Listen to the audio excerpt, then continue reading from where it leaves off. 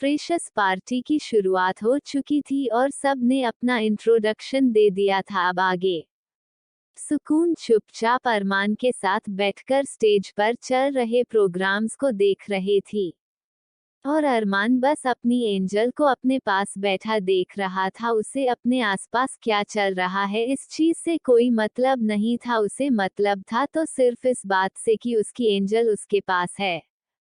वहीं उनके बाजू में बैठे आरजू और कार्तिक का अलग ही सीन चल रहा था। आरजू कार्तिक को कोई प्रोग्राम देखने ही नहीं दे रही थी, वह बार बार अपने नन्हे नन्हे हाथों से कार्तिक का चेहरा अपनी तरफ कर कर खुद को देखने को कह रहे थे। कार्तिक अब आरजू की इस हरकत से इरिटेट हो चुका था क्योंकि आरजू बार बार उसे खुद की तारीफ करने को कह रही थी, जो कि कार्तिक लगभग 50 से ज्यादा बार कर चुका था, पर आरजू बार बार कार्तिक को परेशान कर रही थी। कार्तिक ने झल्लाते हुए आरजू से कहा, आरजू चुपचाप यहाँ बैठो वरना मैं आपको पनिशमेंट दूंगा।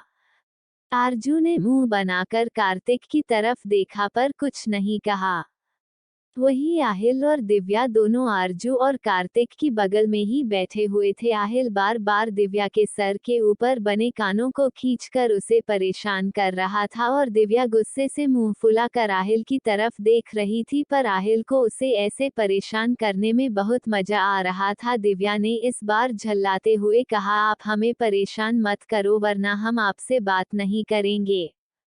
दिव्या के ऐसा कहने के बाद आहिल ने उसे परेशान करना बंद कर दिया क्योंकि गुस्से से दिव्या की नाक लाल हो चुकी थी। आहिल ने उसके दोनों चबी चीक्स को खींचते हुए कहा, ओके कपकेक।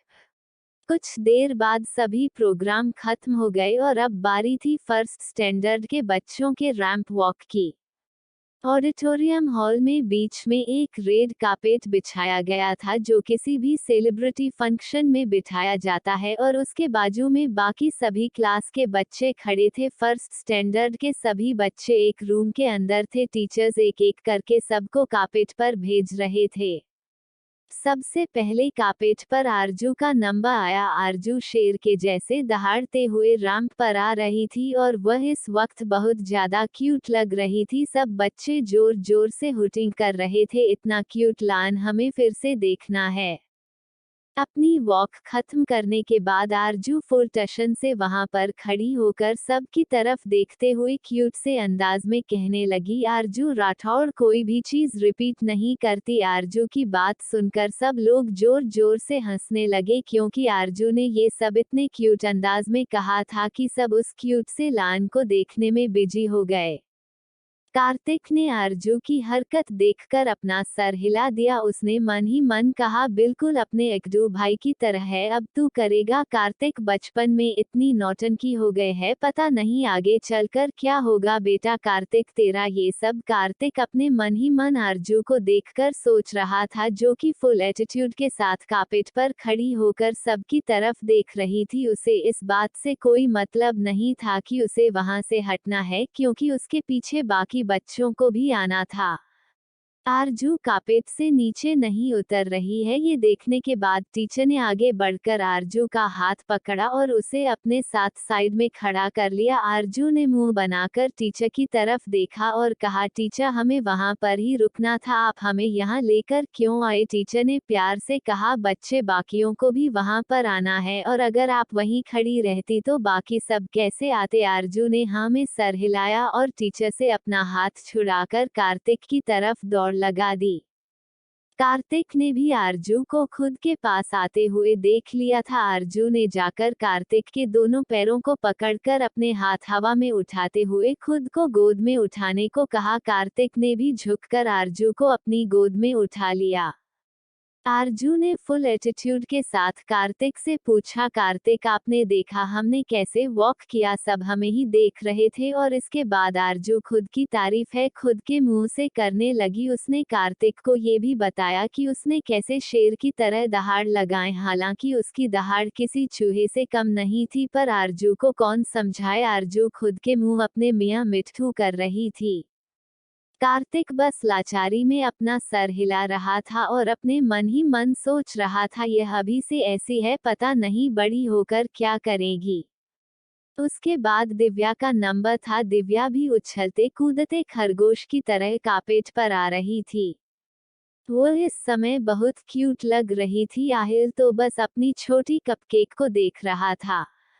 दिव्या खरगोश के जैसे कूदते कूदते पूरा रैंप वॉक पूरा करती है और उसके बाद एक जगह पर खड़ी होकर सबको एक प्यारी सी स्माइल पास करके कार्पेट से उतरकर सीधा आहिल के पास चली जाती है। सब लोग उसके लिए भी जोर जोर से हुटिंग करने लगते हैं, क्यूट खरगोश, क्यूट खरगोश।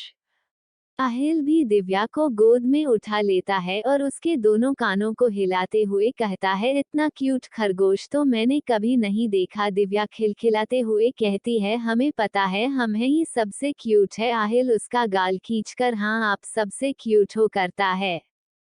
उसके बाद बाकी कई बच्चों का रेड कार्पेट पर आगमन होता है अपने अनोखे अंदाज में। कोई बंदर की तरह उछल रहा था तो कोई हाथी की चल रहा था।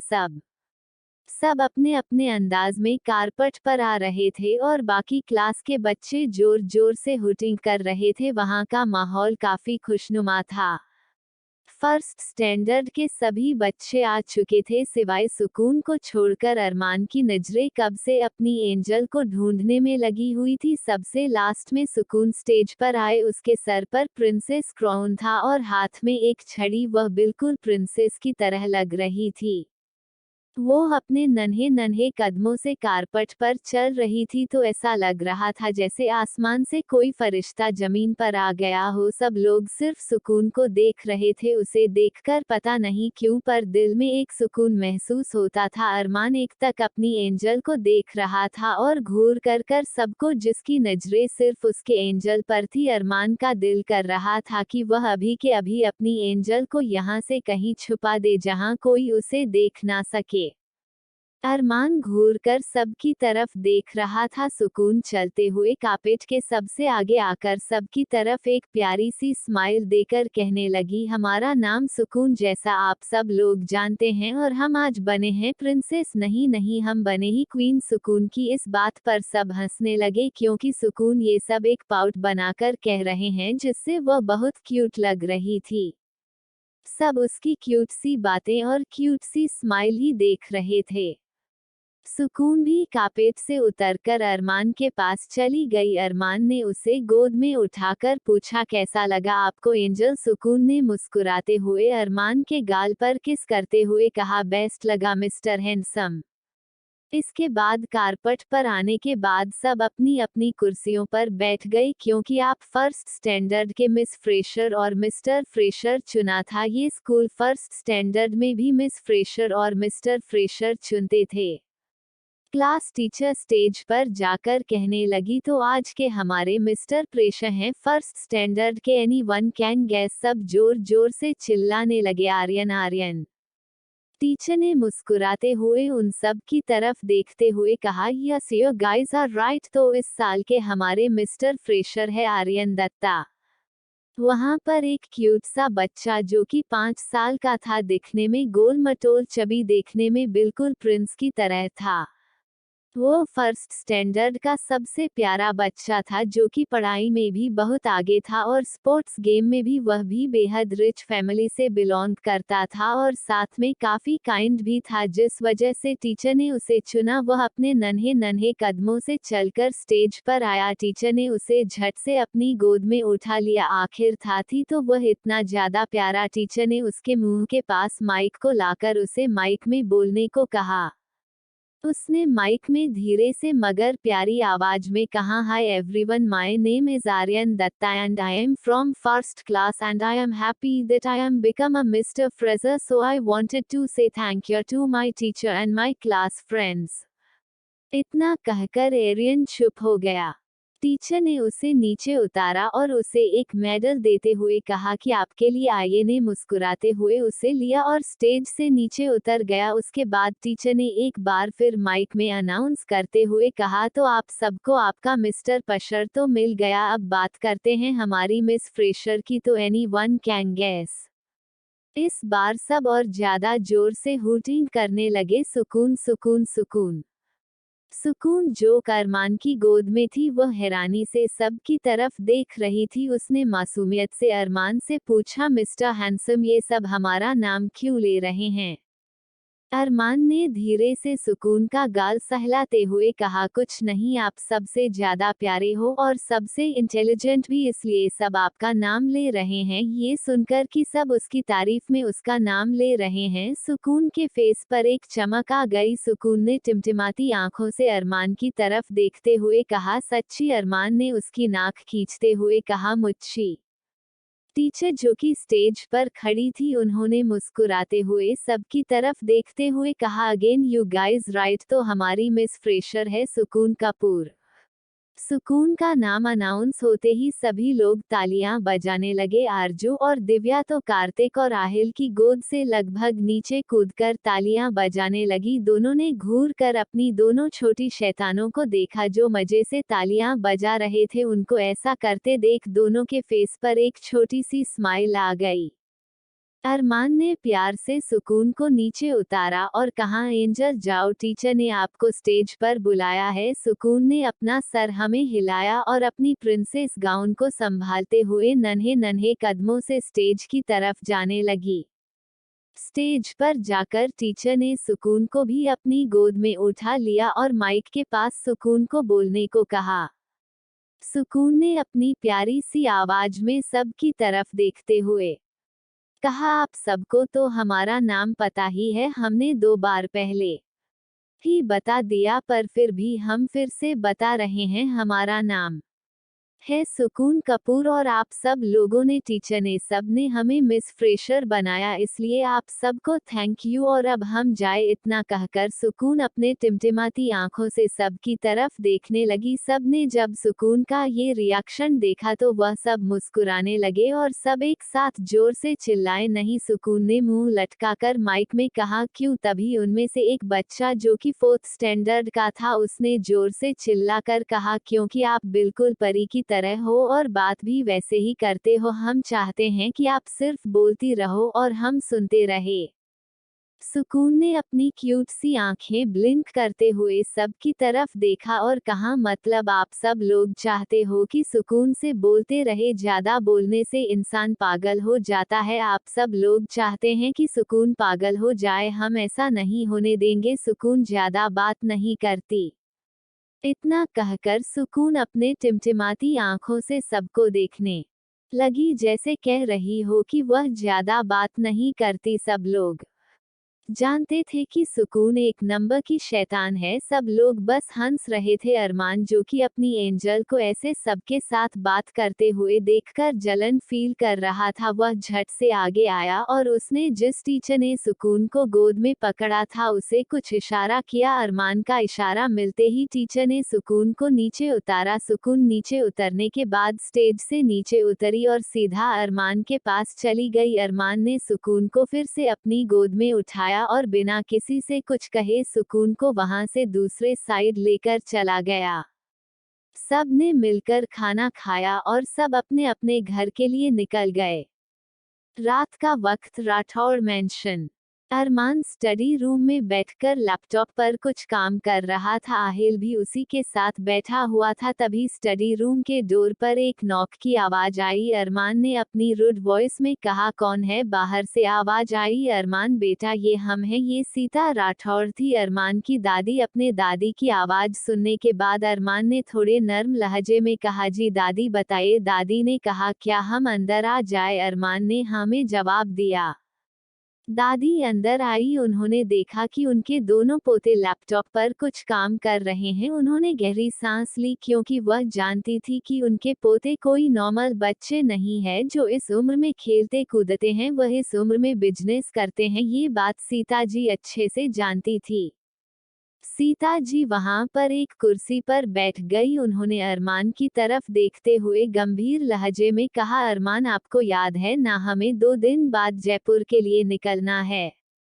अरमान ने बेहद ठंडी आवाज में सीता जी की तरफ देखते हुए कहा, दादी आप चिंता मत कीजिए, हमें याद है। सीता जी ने चिंता करते हुए कहा, अब तो सब जानते हैं ना बेटा, हमें डर लग रहा है कहीं कुछ गलत या अनहोनी ना हो जाए। आप तो जानते हैं ना उस जगह से हमारा क्या अतीत जुड़ा है। ये सब कहते हुए सीता जी के चेहरे पर परेशानी झलक रही थी। अरमान ने सीता जी की तरफ देखते हुए कहा, आप चिंता मत किया करिए दादी, इस बार मैं ऐसा कुछ नहीं होने दूंगा। उस समय मैं बहुत छोटा था पर अब मैं जिम्मेदार हो गया हूँ। सीता जी ने अरमान की तरफ देखते हुए कहा, बेटा आप अभी भी छोटे ही हो। अरमान ने बेहद गंभीर लहजे में कहा, इतना भी छोटा नहीं हूँ दादी, माँ की यह ना समझ सकूं कि मुझे क्या करना है और क्या नहीं। अरमान की बात पर सीता जी ने आगे कुछ नहीं कहा क्योंकि वह जानती थी कि इस उम्र के हिसाब से अरमान काफी ज्यादा मैच्योर है, पर फिर भी था तो अरमान एक बच्चा ही। अरमान ने इससे पहले कि सीता जी कुछ बोलती उनसे कहा, दादी आप चिंता मत कीजिए, इस बार कुछ गलत नहीं होगा, यह मेरा वादा है। अब जाए और आराम कर लीजिए वरना आपकी तबीयत खराब हो जाएगी। सीता जी ने अरमान की बात पर हाँ में सर हिलाया और रूम से बाहर चली गई। दादी माँ के बाहर जाते ही आहिल, जो अब तक शांत बैठा हुआ था, उसने अरमान की तरफ देखते हुए गंभीर लहजे में कहा, तू सोर है ना अरमान की, हम सब लोग वहाँ जा सकते हैं। अरमान ने एक मिस्टीरियस स्माइल देते हुए कहा, हम वहाँ जाएंगे नहीं तो चूहा बिल से बाहर कैसे निकलेगा। अरमान की इस बात पर आहिल भी स्माइल करने लगा। तो आखिर ऐसा क्या राज है जयपुर में? कौन से अतीत की बात कर रही थी दादी माँ? और क्या होगा जयपुर जाने के बाद जानने के लिए बने रहिए ओनली ऑन पॉकेट नावेल। तब तक के लिए बाय बाय। अरमान और आहिल स्टडी रूम में बैठकर कुछ इम्पोर्टेंट बातें डिस्कस कर रहे थे। आहिल ने अरमान से सीरियस होकर पूछा, अरमान राका नेक्स्ट मंथ लड़कियों की तस्करी करने वाला है, इसके लिए हमें जल्दी से कदम उठाने पड़ेंगे। अरमान ने मिस्टीरियस स्माइल के साथ आहिल से कहा, उसकी चिंता तुम मत करो, मैंने पहले ही राका की कब्र कैसे खोजनी है इसके बारे में सोच लिया है। अरमान की बात सुनकर आहिल ने सीरियसली में अरमान से कहा, तो तुम चोर हो ना कि जयपुर में इस बार कोई प्रॉब्लम नहीं होगी, क्योंकि पिछली बार जो हुआ था उसके बाद पिछले 2 सालों से हम में से कोई जयपुर नहीं गया। अरमान ने एकदम रिलैक्सिंग वॉइस में कहा, हाँ याद है उसके बाद हमारी जिंदगी कैसे बदल गई, पर चूहों को बिल से निकालने के लिए हमें वहां जाना जरूरी है। बस हमें इस बात का ख्याल रखना है कि जब चूहे बिल से बाहर निकले तो हमारा पिंजरा तैयार होना चाहिए, जिससे चूहे को भागने का मौका भी ना मिले और हमें ज्यादा मेहनत भी ना करनी पड़े। आहिल ने अरमान की तरफ देखते हुए कहा, क्या तुमने उसके लिए कुछ सोचा है? अरमान ने आहिल की तरफ देखते हुए एक स्माइल पास कर दी। अरमान की स्माइल का मतलब समझकर आहिल भी मुस्कुराने लगा। अब इस मुस्कुराहट के पीछे का क्या कारण है ये तो आपको जयपुर में ही पता चलेगा। अगली सुबह कपूर मेंशन। सारे बच्चे उठकर स्कूल के लिए तैयार हो चुके थे, पर सुकून उठने का नाम ही नहीं ले रही थी। आखिर सुकून थी तो एक नंबर की आलसी शैतान बच्चे। आयशा जी ने 2 बार जाकर सुकून को उठाया पर सुकून उठी नहीं रही थी और आयशा ने उसे डांटकर उठाने की कोशिश की तो सुकून सोते सोते ही रोने लगी। आयशा जी ने थक हार कर सुकून को उठाना छोड़ दिया। उन्होंने सोचा कि आज सुकून को घर पर ही रहने दे, क्योंकि कल के फंक्शन की वजह से सुकून काफी थक गई थी, क्योंकि सुकून बहुत ज्यादा सेंसिटिव बच्ची थी और बचपन से ही उसे घर में फूलों की तरह रखा गया था, इस वजह से सुकून जल्दी थक जाया करती थी। आयशा जी नीचे आए और उन्होंने अंश, वंश, रोहन और कार्तिक को स्कूल जाने को कहा। उन्होंने कहा कि आज सुकून स्कूल नहीं आएगी। सबने अपना नाश्ता खत्म किया और स्कूल के लिए निकल गए। राठौड़ मेंशन में भी सभी बच्चे नाश्ता करके स्कूल के लिए निकल गए थे। अरमान अपनी कार में गया, आहिल अपनी कार में और रेहान, राहिल, अनन्या और आरजू एक कार में। अरमान और कार्तिक की कार लगभग एक साथ ही स्कूल में पहुंची। पहले अरमान कार से बाहर निकला और अपने एंजल के आने का इंतजार करने लगा। उसने देखा कि कार में से चारों भाई बाहर निकले पर उनके साथ सुकून नहीं है, तो उसकी भौहें आपस में सिकुड़ गई। वह यही सोच रहा था कि उसकी एंजल की तबीयत तो खराब नहीं है, वह स्कूल क्यों नहीं आई। सुकून की तबीयत खराब होने के बारे में सोचने भर से अरमान का दिल जोर जोर से धड़कने लगा। अरमान जल्दी से चलकर कार्तिक के पास आया और उसे पूछा, एंजल कहाँ है, एंजल क्यों नहीं आई तुम्हारे साथ। कार्तिक ने उसे शांत कराते हुए कहा, अरे भाई सांस तो ले, बताता हूँ। और अरमान ने गुस्से से उसे कहा, जल्दी बता वरना अगली बार बोलने के लिए तुम्हारी जबान नहीं रहेगी। कार्तिक ने मुंह बनाकर अरमान की तरफ देखा और कहा, वह सुकून उठी ही नहीं रही थी, इसलिए मम्मा ने आज उसे घर पर ही रहने को कहा, इसलिए हम सब लोग आ गए। अरमान ने गुस्से से कार्तिक से पूछा, स्कूल नहीं आएगा क्या मतलब है, क्या उसकी तबीयत खराब है। कार्तिक ने कहा, अरे नहीं मेरे बाप, उसकी तबीयत बिल्कुल ठीक है। कार्तिक के जवाब पर अरमान ने झट से उससे पूछा, क्या तुमने उसे खुद अपनी आंखों से देखा। कार्तिक थोड़ा शक आ गया पर उसने अपनी बात संभालते हुए कहा, मैंने नहीं देखा पर मम्मा तो सुबह उनको उठाने गई थी। कार्तिक की बात सुनने के बाद अरमान ने कुछ नहीं कहा। अरमान वापस अपनी कार की तरफ जाने लगा। कार्तिक ने पीछे से चिल्लाते हुए कहा, कहाँ जा रहे हैं, पर उसे कोई जवाब नहीं मिला। अरमान सीधा जाकर पिछली सीट पर बैठ गया। रामू, जो कि अरमान का पर्सनल ड्राइवर था, उसने अटकती हुई आवाज में अरमान से कहा, बस कहाँ जाना है। अरमान ने उसे घूरकर देखा और कहा, कपूर मैंशन चलो। रामू को कुछ समझ नहीं आया, इसलिए उसने एक बार फिर से ही मत करके अरमान से कहा, बाबा कौन से कपूर मैंशन। अरमान ने चिल्लाते हुए कहा, जनार्दन कपूर के कपूर मैंशन। जनार्दन कपूर मुंबई के बड़े बिजनेसमैन में से एक थे, जिस वजह से रामू भी उनके घर का पता जानता था। रामू ने इसके बाद बिना कुछ कहे गाड़ी कपूर मैंशन की तरफ घुमा दी। अरमानी गाड़ी की पिछली सीट पर चुपचाप बैठा हुआ था। उसके दिमाग में बार बार यही सवाल आ रहा था कि कहीं उसकी एंजल की तबीयत तो खराब नहीं हो गई। अरमान जल्दी से जल्दी सुकून के पास पहुंचना चाहता था। अरमान का बेचैन दिल सिर्फ सुकून को देखने के बाद ही शांत होने वाला था। उधर स्कूल में आहिल और रेहान राहिल सबकी कार पहुंची, तब सब एक जगह पर खड़े थे। दिव्या का काव्या कीर्ति भी वहां पहुंच चुके थे। सभी लोग वहां पर खड़े थे। वहां पर सिर्फ अरमान और सुकून नहीं थे। अब तक रोहन अंश वंश को भी अरमान का सुकून के लिए बिहेवियर कुछ कुछ समझ में आने लगा था। आहिल ने कार्तिक से पूछा, अरमान कहाँ गया। कार्तिक ने अपना सर हिलाते हुए कहा, मुझे क्या पता। मुझसे कहा कि सुकून क्यों नहीं आई, तो मैंने उसे बताया कि कल की वजह से शायद बहुत थक गई होगी, इसलिए वो उठ नहीं रही थी, तो मम्मा ने उसे आज घर पर ही रहने देने के लिए कहा, इसलिए हम सब लोग स्कूल आ गए। आहिल में लाचारी से अपना सर हिलाया और कहा, हो जरूर सुकून से मिलने कपूर मैंशन गया होगा। कपूर मैंशन का नाम सुनकर कार्तिक, अक्षांश और रोहन चारों एक साथ चिल्लाए, व्हाट। आहिल ने उन चारों की तरफ देखकर अपना सर हमें हिलाया। वहां पर सबको उन चारों की बातें समझ आ रही थी, सिवाय दिव्या और आरजू को छोड़कर। हालांकि वो दोनों भी यह बात अच्छे से जानती थी कि अरमान सुकून से प्यार करता है, क्योंकि उन्होंने कार्तिक और आहिल को बात करते हुए सुना था, पर वह दोनों इतनी छोटी थी कि उन्हें प्यार का मतलब नहीं पता था। वह दोनों मासूमियत से सबकी बातें सुन रही थी।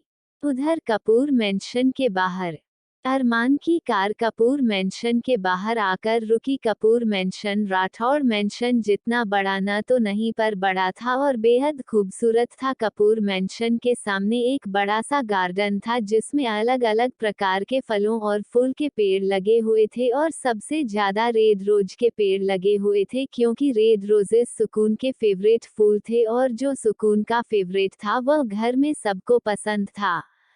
गेट पर खड़े सिक्योरिटी गार्ड ने जब राठौर फैमिली की कार को आते देखा, तो उन लोगों ने इंटरकॉम से अंदर घर के सिक्योरिटी हेड सूचना दी।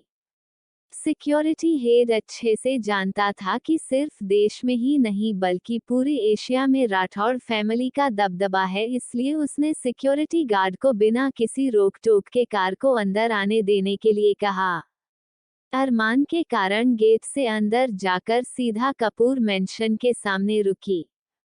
कपूर मेंशन के अंदर इस वक्त सभी लोग हाल में मौजूद थे। हालांकि सुकून सोकर उठ चुकी थी, वह किसी आलसी बिल्ली के बच्चे की तरह सोफे पर आरती पालथी मारकर बैठी हुई थी। घर के सभी लोग सोफे पर बैठकर कुछ बातें कर रहे थे। अर्जुन जी और करण जी ऑफिस जाने के लिए रेडी थे। कुछ ही देर बाद वह लोग निकलने वाले थे। सुकून गुस्से से मुंह फुलाकर सबकी तरफ देख रही थी, क्योंकि उसे घर पर बहुत बोर हो रहा था कि उसके भाई भी घर पर नहीं थे जिनके साथ को फेल कर थोड़ी मस्ती कर लेती, और उसे आज अपने मिस्टर हैंडसम से भी नहीं मिलने को मिलेगा। ये सोचकर सुकून बहुत ज्यादा उदास थी। सब लोग बात ही कर रहे थे, उतने में ही डोरबेल की आवाज सुनाई दी। डोरबेल की आवाज सुनकर घर का नौकर रमेश दरवाजे की तरफ गया। हॉल में बैठे सभी लोगों का ध्यान ही दरवाजे की तरफ था कि इस वक्त कौन आया होगा। रमेश ने जैसे ही दरवाजा खोला, उसने सामने देखा। उसके सामने 9-10 साल का एक बेहद हैंडसम बच्चा खड़ा था जो कि स्कूल यूनिफॉर्म में था। अपने सामने इतने छोटे बच्चे को देख रमेश ने थोड़ा चुपकर प्यार से अरमान से कहा, बेटा आप यहाँ क्या कर रहे हो और आपको किससे मिलना है? अरमान ने घूरकर रमेश की तरफ देखा। अरमान के ऐसे घूरने से रमेश डर के मारे 2 कदम पीछे हो गया। उसे यकीन नहीं हो रहा था कि इतना छोटा बच्चा भी इतने खतरनाक तरीके से किसी को घूर सकता है कि वह इंसान खुद ब खुद पीछे हटने के लिए मजबूर हो जाए। अरमान का और आप किसी छोटे बच्चे की तरह बिल्कुल भी नहीं था। उसके करीब होने से ऐसा लगता था जैसे सी बेहद खतरनाक इंसान के करीब आप मौजूद हो। अरमान ने रमेश की तरफ बिना ध्यान दिए अपने कदम अंदर रखे। हाल में बैठे सभी लोगों का ध्यान भी दरवाजे की तरफ ही था। जब उन लोगों ने इतने छोटे और इतने प्यारे बच्चे को अंदर आते हुए देखा तो उन्होंने अपने मन ही मन सोचा कि यह कौन है। आयशा जी और लीना जी अपनी जगह से खड़ी हुई और अरमान की तरफ जाने लगी। अरमान भी उनकी तरफ से आ रहा था। आयशा जी ने प्यार से अरमान के सर पर हाथ फेरते हुए कहा, बेटा आपको किससे काम है? कार्तिक तो स्कूल चला गया। आयशा जी अरमान के बारे में जानती थी, पर उन्होंने कभी अरमान को सामने से नहीं देखा था, क्योंकि अरमान कभी कपूर मेंशन इससे पहले नहीं आया था। हालांकि आहिल 1-2 बार आया था।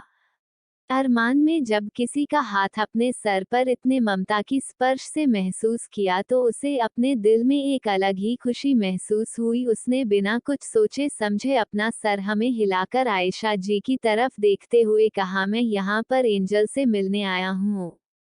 वही सुकून जो कि किसी आलसी बिल्ली के बच्चे की तरह सोफे पर आरती पालथी मारकर नीचे करके बैठी हुई थी। उसने जैसे ही अरमान की आवाज सुनी को उछल कर 100 रुपए से नीचे कूद गई। उसके ऐसे कूदने की वजह से करण जी, अर्जुन जी, विशाखा जी और जनार्दन जी काफी डर गए। उन्हें लगा कि सुकून को कहीं चोट तो नहीं लग गई, पर बिना किसी की परवाह किए सुकून अरमान की दिशा में दौड़ी।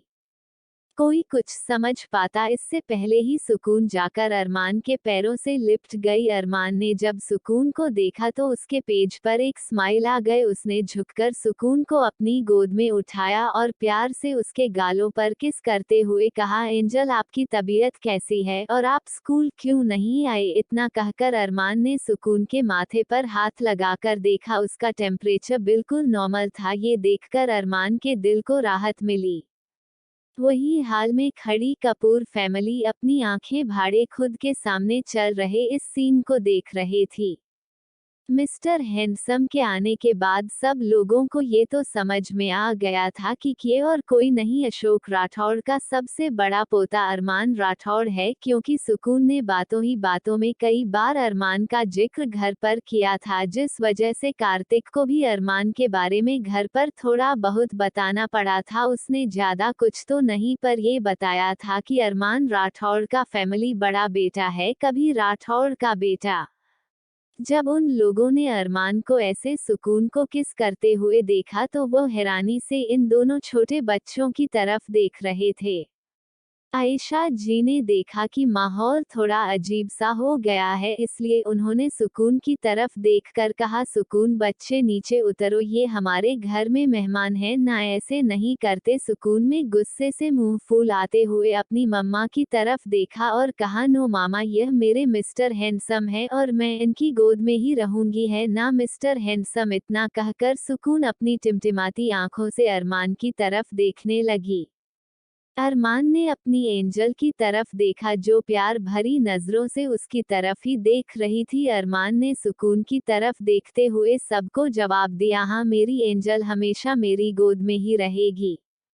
आयशा जी ने अरमान से कहा, अच्छा बेटा आप बैठो तो सही। अरमान बिना कुछ बोले सुकून को अपनी गोद में लेकर सोफे पर बैठ गया और उसने सुकून को अपनी गोद से नीचे नहीं उतारा। अशोक जी अरमान को अच्छे से अब जब कर रहे थे कि अरमान सुकून के साथ कितने अच्छे से पेश आता है। अरमान ने सुकून की तरफ देखा जिसके बाल मैसेज है और कपड़े भी अभी नाइट सूट पहन रखा था। अरमान ने सुकून से प्यार से पूछा, एंजॉय, अभी सुबह के 10 बजे बज रहे हो और आपने अभी तक नहाया भी नहीं। सुकून अरमान से लिपट कर किसी आलसी बिल्ली के बच्चे की तरह कहने लगी, वह मिस्टर हैंडसम। सुकून थक गई थी इसलिए। अरमान ने प्यार से सुकून के सर पर हाथ फेरते हुए कहा, एंजल आप गुड गर्ल हो ना, और गुड गर्ल ऐसे गंदी थोड़ी रहती है, चलो जाओ जल्दी से नहा कर आओ।